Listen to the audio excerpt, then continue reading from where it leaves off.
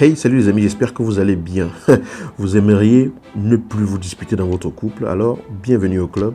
Moi aussi, j'aimerais que cela n'arrive plus dans mon couple et je vais vous révéler ici une clé absolument fondamentale qui va vous aider à désamorcer la dispute, à empêcher même qu'une dispute arrive, à l'empêcher même de naître, à la tuer dans l'œuf. Mais ça va demander votre implication, ça va demander à ce que vous puissiez faire quelque chose de façon active pour pouvoir empêcher cela, pour pouvoir éviter cela, mais le résultat, il est juste phénoménal, vous allez être satisfait. Mais avant de vous révéler cela, je vous rappelle que vous pouvez encore télécharger, accéder aux 5 clés pour garder le cœur de votre partenaire qui se trouve sous le lien que vous avez juste en dessous de cette vidéo. C'est offert pour vous. Alors, il y a plusieurs possibilités, plusieurs clés que je pourrais vous partager comme ça pour vous éviter de connaître la dispute dans votre couple. Aujourd'hui, je vous en partage une seule et les autres, on les déroulera dans des vidéos à venir. Lorsque l'on vient de se mettre en couple avec une personne, tout est beau, on s'entend, on sent que le courant passe, on est heureux d'être ensemble, on aimerait passer tout le temps ensemble, voilà, on monte, on descend, on fait des trucs ensemble, il y a une certaine alchimie qui est là, tout paraît parfait,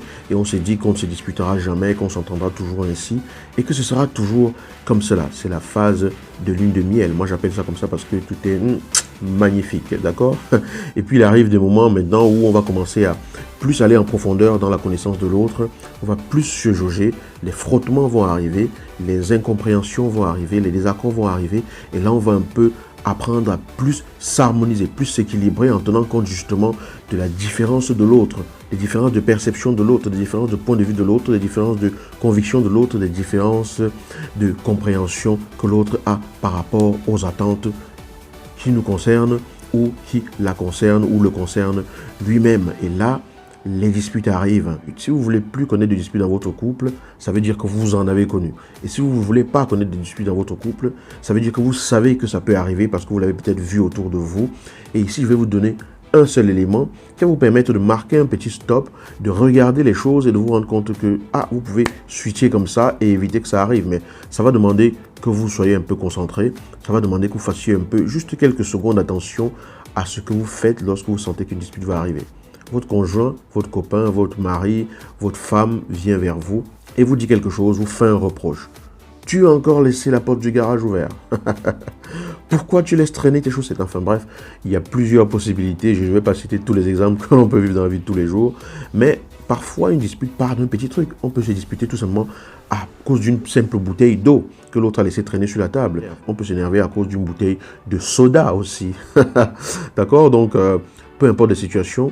Parfois, ça part d'un petit truc et du coup, ça vous branche à des situations qui sont déjà arrivées par le passé et du coup, vous sentez monter en vous et là, vous commencez à débiter et le ton monte. Quand la dispute arrive et que vous sentez que la dispute va arriver, il y a une situation qui est là et du coup, vous sentez monter en vous ce besoin-là d'exprimer à l'autre votre façon de penser et vous réagissez. C'est là la clé. Très souvent, lorsque la dispute arrive, on réagit. Je vais vous inviter à arrêter de réagir et d'agir.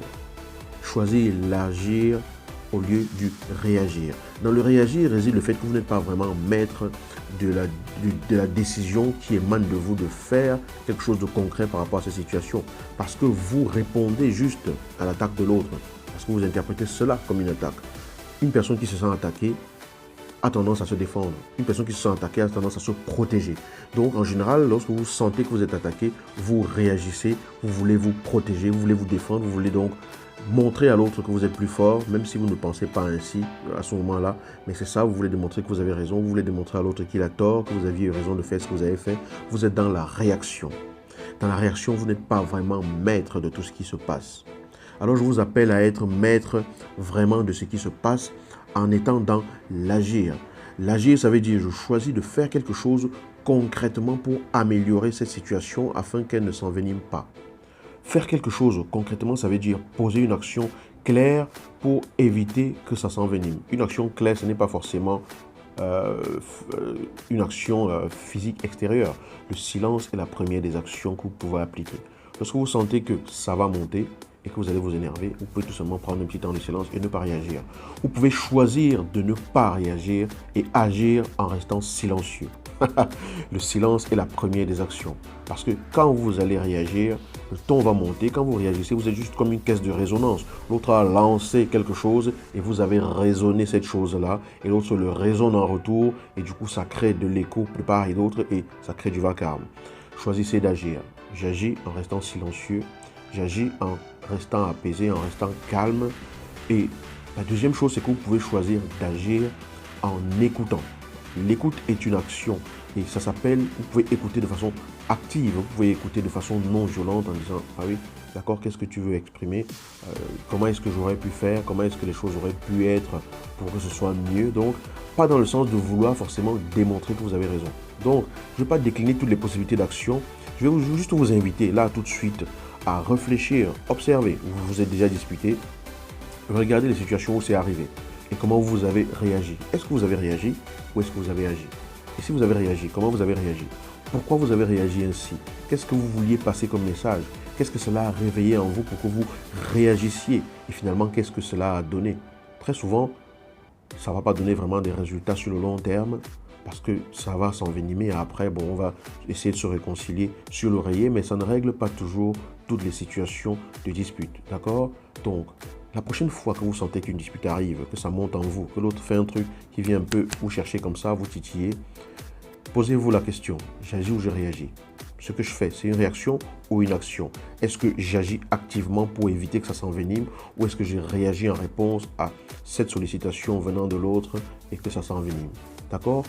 Je vous laisse creuser cela, regarder les différentes situations, voir pourquoi à chaque fois vous avez réagi et voir comment est-ce que vous auriez pu agir activement, que ce soit par le silence, par la véritable écoute, pour éviter que les choses s'enveniment.